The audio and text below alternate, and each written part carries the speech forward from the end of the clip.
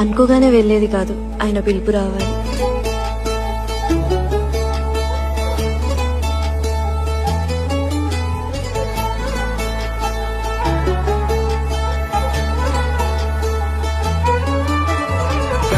गमन तव चरण कमलमिह मनसि लसतु मम नित्यम् गरुड गमन तव चरण कमलमिह मनसि लसतु मम नित्यम् मनसि लसतु मम नित्यम् मम तापमपाकुरु देवा